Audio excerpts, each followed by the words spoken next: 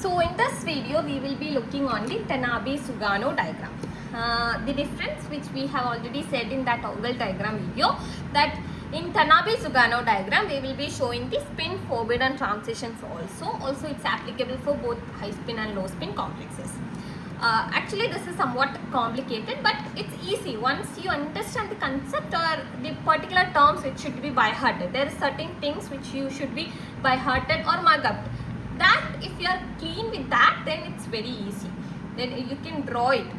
Any configuration, any compound, if it's given, you can draw once you are thorough with the basics. So we will be covering the basics in this video, and we will be looking each and every configuration. We will be doing a video in the next.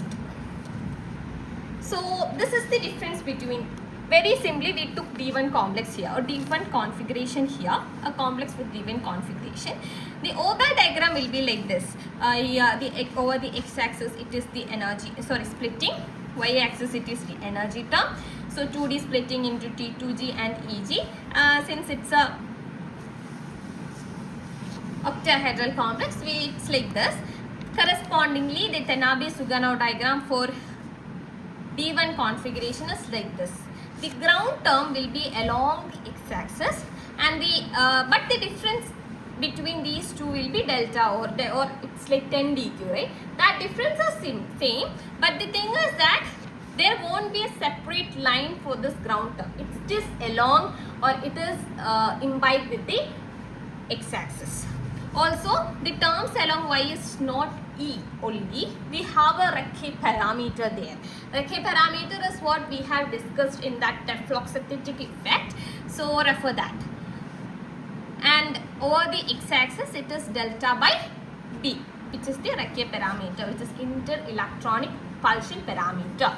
Okay.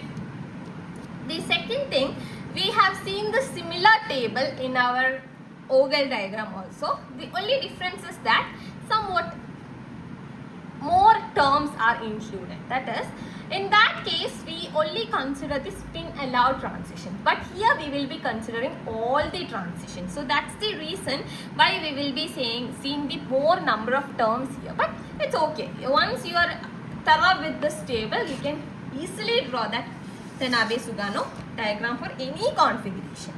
So also there is a thing, that advantage, that in case of D2, D1, D2, D3, D7, D8, there is no difference between high spin or low spin complex.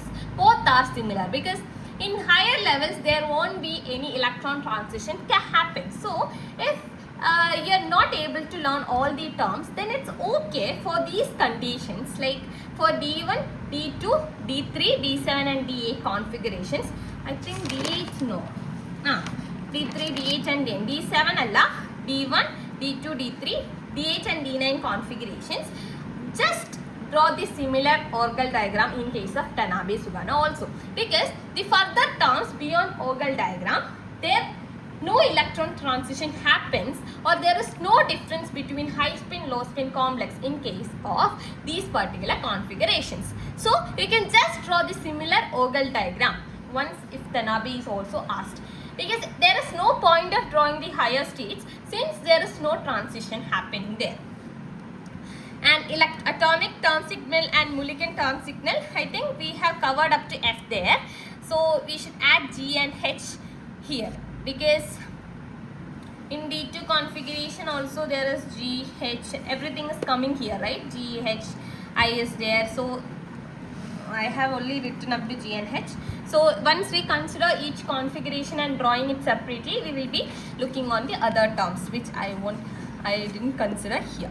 So first we can consider D2 configuration. As I have said, it is very similar to oval diagram, since there is no further transition happening in beyond states than what we have already considered in oval diagram.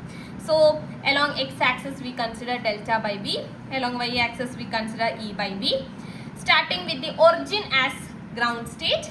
So similar to oval diagram, the ground state corresponding to F, we have three states, A2G, T2G, T1G. We have drawn it, and corresponding to 3p we have a 3t1g. Since both terms are different, it cross over each other.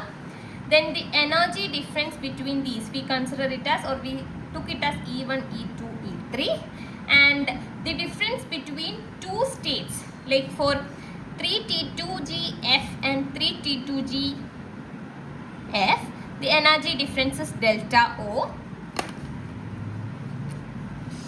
Energy difference between 3T2GF and 3A2GF, it is also delta O. But the very thing is that between 3T2GF and 3A2GF, it is also delta O. So sorry. I will consider another ink for drawing that. Okay. Consider this energy difference between 3T2GF and 3T2GP. Energy difference is 15B. I have actually written this separately here. So once if we know this Tanabe Sugano diagram, we can calculate the Recche parameter, also vice versa. Also, that is the energy difference between 3T2GF and 3T2GP. It is 15B. Okay? Yes. So, in case of T2, as we see in this table, it have ground state, first excited state, then 1G, 1D, 1S. It is there, right? But we neglect this. Why? Because in case of D2, since there is no electronic transition occurring in these levels, we can simply neglect that terms. So now let's consider the next D8 configuration. In case of D8 configuration, we will be drawing similar to Ogle diagram itself. Ground state F, correspondingly A2GF, T2GF, then T1GF, also 3P, T1GP. Since they are different terms, they repel each other.